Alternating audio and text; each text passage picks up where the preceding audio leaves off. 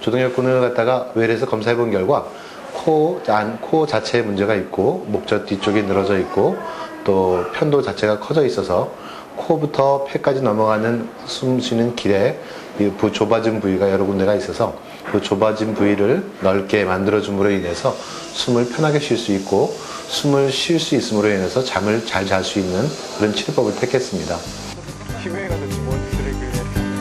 수술 열흘 후 동혁 씨를 다시 찾았다.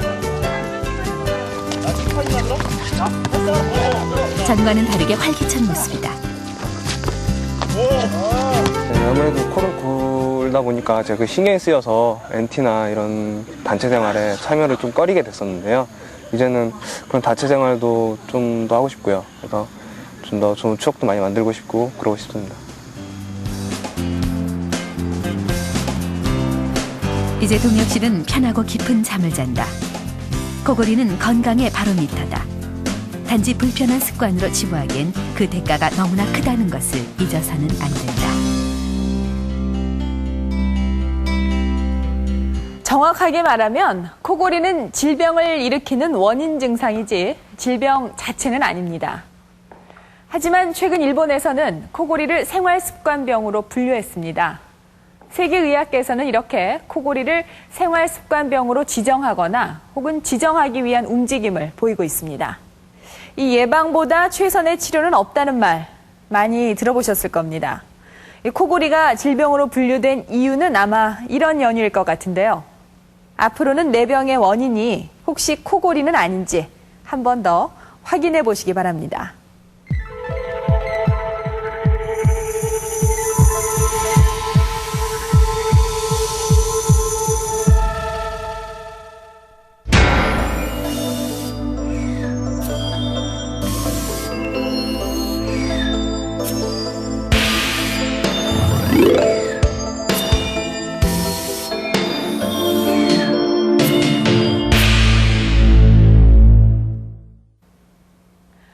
때와 장소를 가리지 않고 아랫배가 거북하고 답답하다면 어떨 것 같습니까? 생활하는데 불편함이 참 많겠죠? 이런 증상을 과민성 장증후군이라고 하는데요. 환자들은 한결같이 삶의 의욕과 질마저 떨어진다고 하소연합니다. 우리나라 국민 3명 중 1명이 앓고 있는 과민성 장증후군의 알려지지 않은 심각성과 치료법에 대해서 알아봅니다.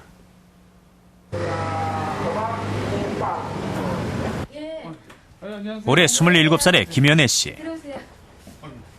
1년 전부터 하루에도 여러 번 반복되는 복통과 변비로 고생하고 있다. 고등학교 3학년 때. 원인은 과민성 장증후군. 증세가 심해지자 민간병원으로 근무하던 직장까지 그만두고 이제는 집에서 쉬고 있다.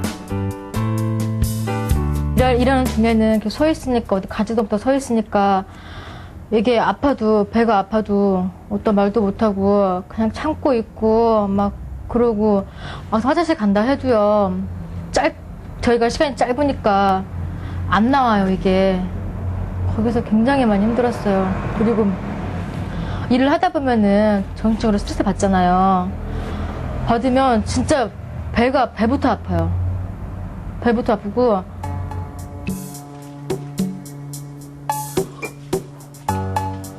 김현창 씨 역시 지난 4년 동안 과민성 장증후군으로 만성적인 복부 불편감과 설사 증상에 시달리고 있다. 잠잘 때만 빼고 나타나는 이런 증상들로 매일 아침 화장실을 찾는 것도 여러 차례. 출근을 준비하는 절반의 시간을 화장실에서 보낸다. 그렇지만 개운함을 느끼지 못하는 것이 대부분이다. 김현창 씨가 출근 준비를 마치고 집을 나서기 전 빼놓지 않고 반드시 챙기는 것이 있다. 바로 화장지다. 언제 어떻게 제가 화장실을 갈지를 모르기 때문에 화장지를 좀 많이 준비를 해가지고 다니는 편이에요. 남들이 보면 좀 이상하다고 생각할 수도 있죠. 누구나 한 번쯤 겪게 되는 복통과 배변의 불편감. 이러한 증상을 보이는 과민성 장증후군 환자의 고충을 최근 한 영화를 통해서 엿볼 수 있다. 남자 주인공이 겪는 것처럼 주로 음식을 먹은 후 갑작스런 아랫배의 통증과 함께 화장실을 찾게 된다. 예고 없이 갑작스런 통증과 급성 설사를 동반하는 과민성 장증후군. 영화의 소재로 이용될 만큼 과민성 장증후군은 현대인이 흔하게 겪고 있는 대표적인 질환이다.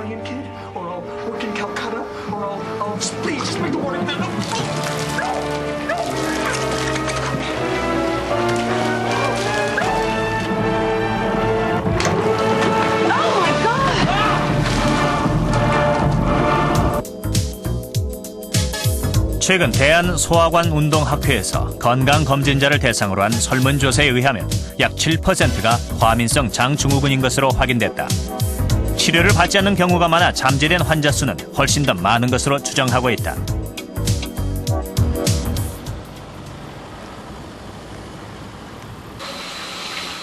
갑작스럽게 나타나 쉽게 나아지지 않는 증상들. 대장에 염증이나 다른 질환이 생긴 것은 아닐까 대장 내시경 검사를 실시했다. 김연애 씨의 대장은 염증 하나 없이 건강했다. 정상인 것이다. 과민성 장증후군 환자들은 지금 현재 그렇다면 장기간 만성적으로 과민성 장증후군을 알아온 김현창 씨는 어떨까? 네, 상당히. 네.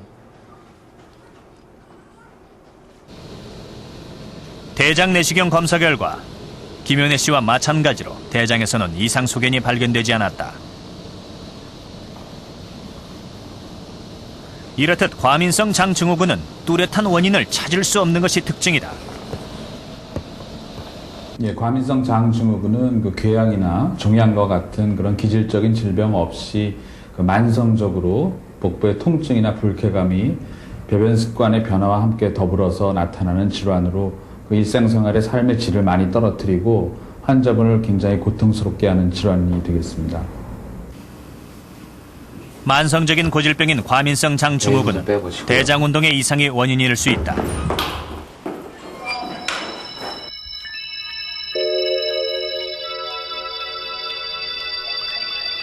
음식물을 섭취했을 때 정상적인 대장은 상하로 수축과 이완을 번갈아 하는 분절 운동과 배설물을 몸 밖으로 내보내려는 연동 운동이 균형을 이루며 반복적으로 일어난다.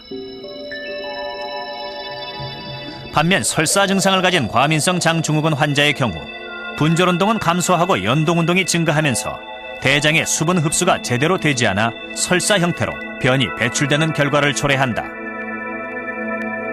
변의 배출이 힘든 변비 역시 장의 운동성에 변화가 생기면서 나타나는 과민성 장증후군의 대표적인 증상이다.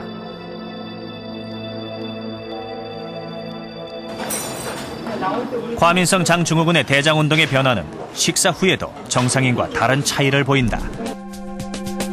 정상인은 대장의 운동성이 서서히 증가해 식후 1시간이 되면 평상시로 돌아오는 반면 과민성 장증후군 환자는 대장의 운동성이 식사 후 급격히 증가해 일정 시간 동안 계속 지속되는 특징을 보인다. 복통, 또 복부 불편감 등 다시 말씀드리면 통증은 아니더라도 복부의 팽만감, 또 가스가 많이 찬다든지 배가 팽창된다든지 그런 느낌들을 많이 호소하고 또 변이 묽고 또 변이 단단하거나 변이 배출이 용이하지 않거나 또 변을 봐도 시원하지 않고 잔변감이 있다는 그런 증상들을 많이 호소하고 있습니다. 과민성 장증후군은 활동이 많은 젊은 연령층에서 주로 발병하는데 만성적으로 시달리게 되면 자세까지 흐트러진다. 김현창 씨 역시 그중 한 명이다. 또한 지속되는 아랫배의 묵직한 통증과 급성 설사 때문에 항상 초조하고 불안한 상태다. 직장에서도 하루 수차례 화장실을 가야 하는 김현창 씨. 잠시 호전됐다가 다시 반복되는 증상으로 일에 대한 집중도도 떨어진다. 힘들죠. 항상 뭔가가 이렇게 좀 항상 뱃속에 남아있는 느낌, 좀 묵직하고 그런 느낌 때문에 상당히 힘들죠, 생활하는데. 또 이렇게 또 언제 또 화장실에 올지를 저도 예상을 못해요. 화장실 수시로 다니기 때문에 너무 직장 생활을 하는데 좀 많이 힘들죠. 과민성 장증후군은 기능성 질환이기 때문에 증상이 심해진다고 뭐 사망에 이르는 그런 일은 없지만 일의 능률도 많이 떨어뜨리고 심리적으로 환자들이 배변 습관의 변화 때문에 불안하기 때문에 일부 환자들은 대인 기피증까지 나타내는 환자도 있겠습니다. 삶의 질을 떨어뜨리고 직장 생활마저 힘들게 하는 과민성 장증후군의 원인은 내장의 과민성이 있다. 이원통, 장에 고무풍선을 넣어 압력에 따른 복부 불편감과 통증을 느끼는 정도를 알아보는 바로